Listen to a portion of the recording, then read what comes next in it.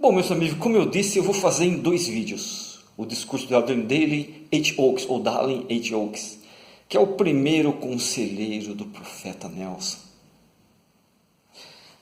Nós falamos no primeiro vídeo sobre as igrejas, sinagogas, tudo. Frequentar essas reuniões, frequentar a igreja. Ele enfatizou bem isso. Nesse segundo, ele vai falar propriamente sobre a nossa igreja. Olha como ele começa. Até agora falei sobre as igrejas de modo geral. Falarei agora a respeito das razões especiais para sermos membros da Igreja de Jesus Cristo dos Santos dos últimos dias. A igreja restaurada do Salvador, para frequentarmos e participarmos dela. Certamente afirmamos que as escrituras antigas e modernas ensinam claramente sobre a origem e a necessidade de haver uma igreja dirigida por nosso Senhor Jesus Cristo e que tenha a autoridade dele, a sua autoridade. Também testificamos que a igreja restaurada de Jesus Cristo foi estabelecida para ensinar a plenitude de sua doutrina de Cristo, e oficiar com a autoridade de seu sacerdócio, a fim de que realizemos as ordenanças necessárias para entrarmos no reino de Deus.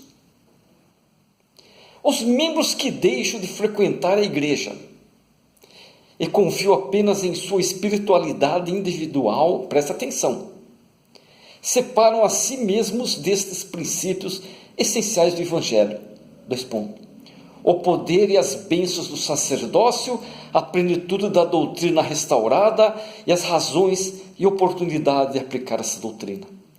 Eles perdem a oportunidade de se qualificar para perpetuar sua família para a eternidade. Outra grande vantagem da igreja restaurada é que ela nos ajuda a crescer espiritualmente. Crescer significa mudar, hein? Elder Oaks fala.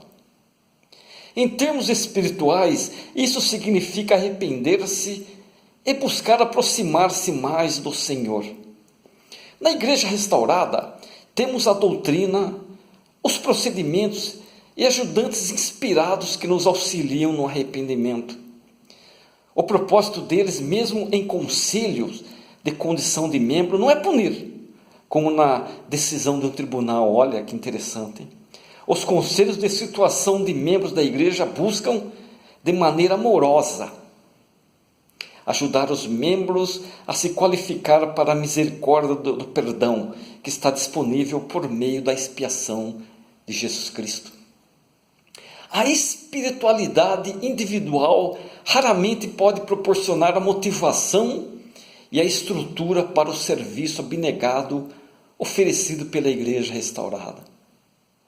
A espiritualidade individual não consegue, é raro isso. Vemos excelentes exemplos disso nos rapazes, nas moças e nas pessoas mais velhas que deixam de lado os estudos ou a aposentadoria para aceitar um chamado missionário, serem missionários. Eles servem como missionários a pessoas desconhecidas em lugares diferentes, os quais não foram escolhidos por eles. Sabiam? O mesmo acontece com membros fiéis que realizam de maneira abnegada o que chamamos de, abre aspas, trabalho do templo, fecha aspas. Trabalho do templo. Esse serviço não seria possível sem que a igreja o apoiasse, organizasse e dirigisse. A fé religiosa de nossos membros e o serviço prestado por eles na igreja os ensinaram a cooperar em projetos para o bem de uma comunidade maior. Esse tipo de experiência e desenvolvimento não acontece no individualismo, que é tão predominante nas práticas da sociedade atual. Na organização geográfica de nossas alas, nós nos relacionamos e trabalhamos com pessoas que de outra forma não teríamos escolhido, pessoas que nos ensinam e nos testam. Você sabia que isso acontece? Além de nos ajudar a adquirir qualidades espirituais, como amor, compaixão, perdão e paciência, esse relacionamento nos dá a oportunidade de aprender a trabalhar com pessoas de diferentes origens e preferências, diferentes pessoas, diferentes origens. Essa vantagem tem ajudado muitos de nossos membros e muitas organizações são abençoadas por seu serviço. Os santos dos últimos dias, conhecidos por sua capacidade de liderar projetos de serviço e de se unirem para realizá-los. Essa tradição teve início com nossos corajosos pioneiros que colonizaram o vale entre as montanhas do oeste dos Estados Unidos. Estabeleceram nossa honrada tradição de cooperação abnegada para o bem comum. A maior parte do trabalho humanitário vamos falar, é de caridade, precisa ser realizada. Humana e de caridade precisa ser realizada à medida que recursos individuais são reunidos e administrados em grande escala. A Igreja Restaurada realiza esse trabalho com seus grandiosos esforços humanitários no mundo todo. Esses esforços incluem distribuir suprimentos educacionais e médicos, vocês sabiam? Alimentar os famintos, cuidar de refugiados, que são inúmeros, ajudar a reverter os efeitos de vícios e uma centena de outras ações humanitárias. Os membros da igreja são conhecidos por seus projetos do programa Mãos que Ajudam. Já ouviram falar deles? Mãos que Ajudam em resposta a desastres naturais. É utilizado muito Mãos que Ajudam. O fato de sermos membros da igreja permite que façamos parte desses esforços de grande escala. Os membros também doam ofertas de jejum para ajudar as pessoas ao seu redor que necessitam de ajuda. Ir na igreja, nossa adoração e a aplicação de princípios eternos nos aproximam de Deus e magnificam nossa capacidade de amar. Parley Pratt, um dos primeiros apóstolos, que foi Parley Pratt, um dos primeiros apóstolos dessa dispensação, descreveu como se sentiu quando o profeta José Smith explicou esses princípios, Olha o que ele fala de Pratt.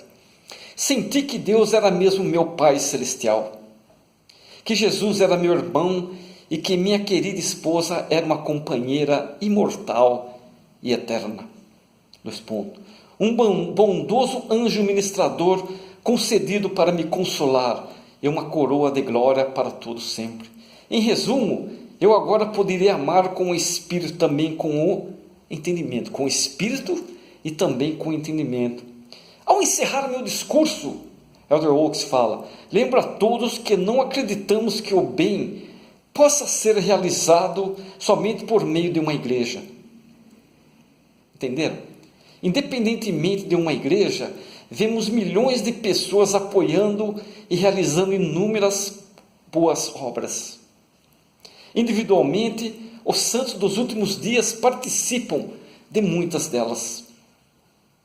Vemos essas boas obras como uma manifestação da verdade eterna de que, entre aspas, o Espírito dá luz a todo homem que vê ao mundo, fecha aspas, ponto. Apesar das boas obras que podem ser realizadas sem uma igreja, a plenitude da doutrina e suas ordenanças de salvação e exaltação estão disponíveis apenas na igreja restaurada. Pode existir milhões de igrejas, mas esses princípios de exaltação e salvação só lá dentro. Além disso, a igreja nos dá a força e o fortalecimento da fé que advém do relacionamento com outros fiéis e da adoração com pessoas que também estão se esforçando para permanecer no caminho do convênio e ser melhores discípulos de Cristo. Oro para que todos sejamos constantes nessas experiências na igreja ao buscarmos a vida eterna, que é o maior de todos os dons de Deus. Que discurso lindo, hein? Esse segundo vídeo foi para fechar com chave de ouro. Espero que vocês gostaram, amigos.